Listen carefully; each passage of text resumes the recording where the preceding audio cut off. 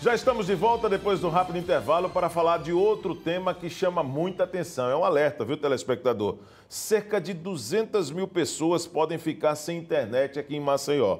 Alerta da Associação dos Provedores do Estado de Alagoas. Os pequenos provedores de internet banda larga em Alagoas e na capital Maceió estão dando as cartas quando o assunto é internet por fibra ótica. E nós vamos falar a respeito desse assunto. Tenho o prazer de conversar aqui no estúdio com o Ângelo Rosa, que é presidente da Associação dos Provedores aqui do Estado de Alagoas. Ângelo, que realidade é essa? São números que chamam muita atenção. Quer dizer que estamos mudando o comportamento na questão da compra, da adesão em produtos que acabam proporcionando fibra ótica pela internet para as nossas residências, é isso?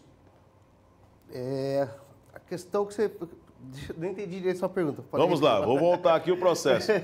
A coisa realmente está indo por um caminho que tem mudado o comportamento daquilo que se praticava lá atrás. Por exemplo, antigamente as pessoas elas faziam adesão de produtos de internet pelas marcas famosas, né? Oi, Claro. Isso tem mudado com a chegada da fibra ótica, é isso? A questão, a mudança vem muito pela questão, assim, que um dos pontos fortes do provedor regional é muito questão de atendimento, né? Velocidade de resposta. Quando você liga para a empresa, você é atendido por uma pessoa, né? Diferentemente das grandes empresas que você é atendido sempre por um robô, por um teleatendimento, e as pessoas não gostam muito disso. E às vezes tem uma questão de às vezes tem um SLA mais demorado, em questão de logística mesmo, né? Mas assim, não desmerecendo o trabalho das operadoras, também trabalham muito bem, né? Graças a ela, a expansão da internet também, né, teve a sua evolução, né? Mas os pequenos provedores foram os que levam a internet para onde as operadoras não vão. Porque operadoras, você pode observar que elas atuam sempre nas capitais. Né? Nos interiores mesmo, por exemplo, é difícil você encontrar as grandes operadoras trabalhando. E é onde atuam os pequenos e médios provedores. Entendo. Que assim, vem trabalhando bastante e muitos deles já estão se transformando em grandes empresas, né? É verdade. Agora, a manchete, ela de fato chama a atenção, Ângela, quando diz que cerca de 200 mil pessoas podem ficar sem internet em Maceió. Esse é um número que, de fato, é um número real? O que é que você pode falar a respeito desse sem internet que essas 200 mil pessoas podem ficar? O que acontece? Para o pessoal poder entender melhor, existe uma questão.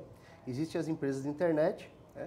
E você precisa chegar com cabo até o usuário. Então, esse cabo, ele vai por onde? Vai pelo poste, que é, no caso da agenda equatorial. Sim. Em todos os estados tem as companhias energéticas que elas têm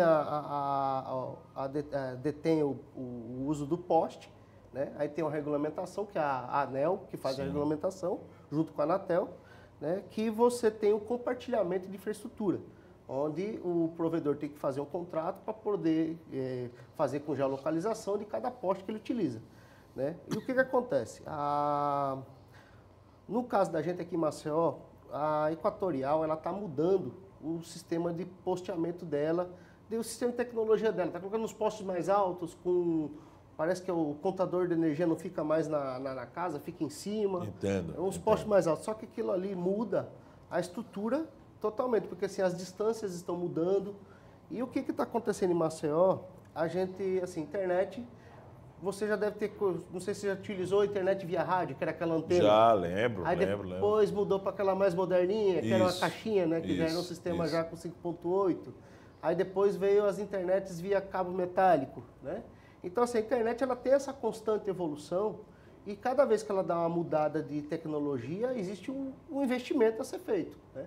E, assim, nos últimos anos, 5 anos para cá, a mudança de tecnologia foi de cabos metálicos ou mesmo de rádio para fibra ótica. E isso exige um investimento alto, né? Fibra ótica ela é uma estrutura, a infraestrutura custa caro. E no último ano, por exemplo, teve uma massificação disso, né, dos provedores, de estar trocando para fibra ótica. E o que acontece? A maioria deles, o que eles têm que fazer? Eles precisam fazer investimentos e muitas das vezes financiado. A maioria deles, todos aí, é tudo financiado, né? A maioria do material que já está instalado nas ruas são financiados. E o que aconteceu? O que está acontecendo? Com essa mudança dessa estrutura da Equatorial, desses postes, desse novo posteamento, né, vai precisar que o pessoal mude para os novos postes, o cabeamento que já foi feito. Só que não é só você tirar de um poste e colocar no outro. Entendo. Você praticamente vai ter que refazer uma rede completa, inteira. Né? E vai ter que fazer os pontos de atendimento de cada cliente, que muda as distâncias. Então, certo. Aquela fibra ótica que você utilizou para atender tal cliente, você vai ter que passar de novo. Então, assim, essa é a questão que é o alerta que a gente faz, né? Que a gente está chamando a atenção para isso, que, assim, fica muito complicado uma empresa que fez um alto investimento agora, que ela está devendo aquele investimento, ela está pagando por ele, você chegar e falar que você vai ter que fazer de novo, né? Os provedores, eles pagam o aluguel dos postes que ele utiliza. Entendo. Se a gente for comparar, assim, vamos dar um exemplo, você mora numa casa de aluguel, aí o dono da casa quer fazer uma reforma na casa, ele chega para você e fala, ó, tem outra casa aqui, você tem que se mudar amanhã, porque eu vou reformar a casa. Entendeu? Aí tem a logística de mudança, tem toda... Sim. Então, assim, não é simplesmente você chegar e fazer isso, né?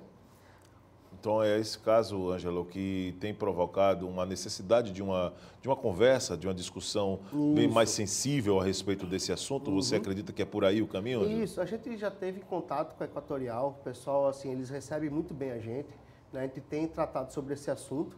Quando a gente falou com eles sobre essa questão que o pessoal ia ter que reinvestir, né? O dinheiro, e às vezes poderia ser muito dispendioso para algumas empresas, né? Principalmente as pequenas e médias empresas, aí ia ser uma...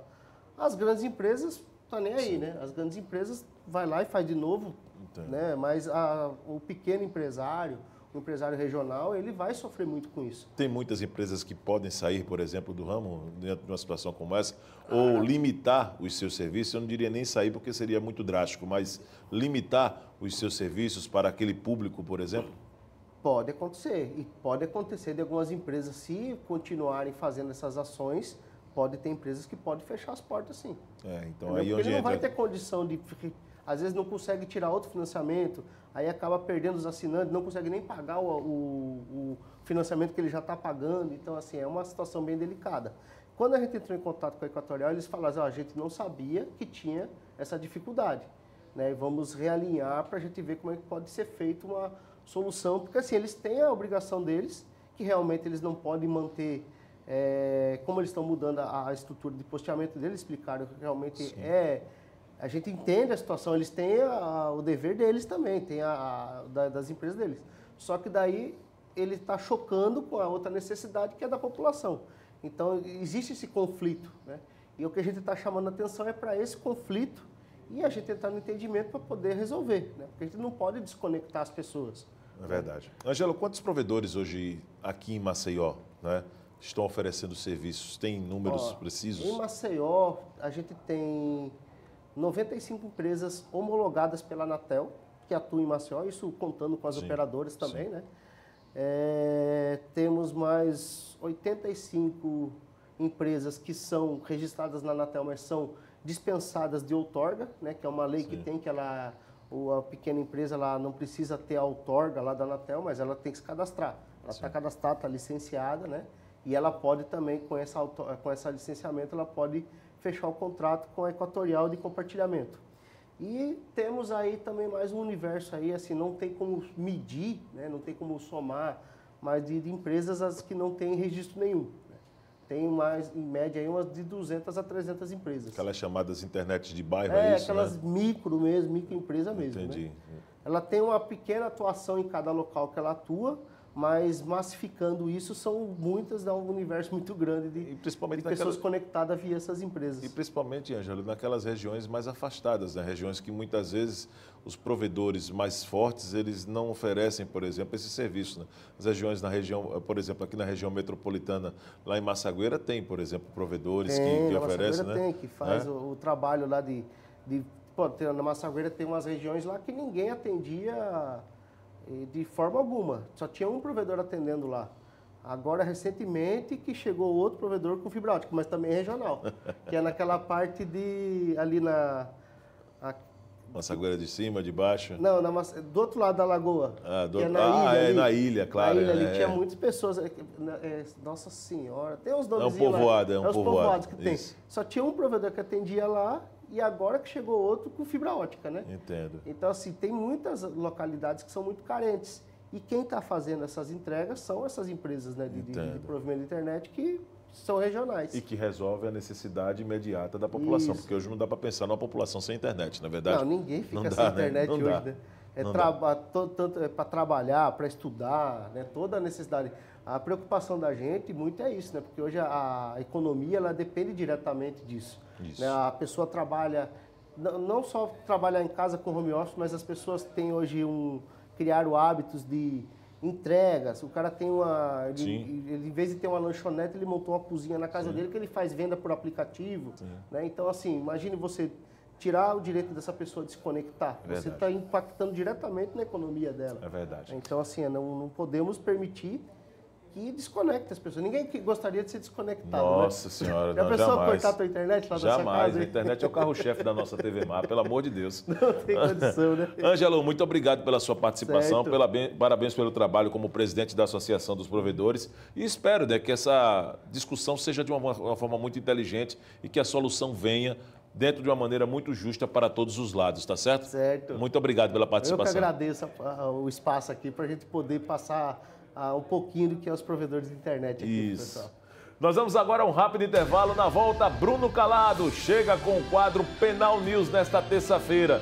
Vem aí também como tema crimes eleitorais, um assunto muito oportuno que nós vamos discutir aqui no estúdio, ao lado do Bruno Calado, advogado criminalista, já, logo depois do intervalo. Voltamos já.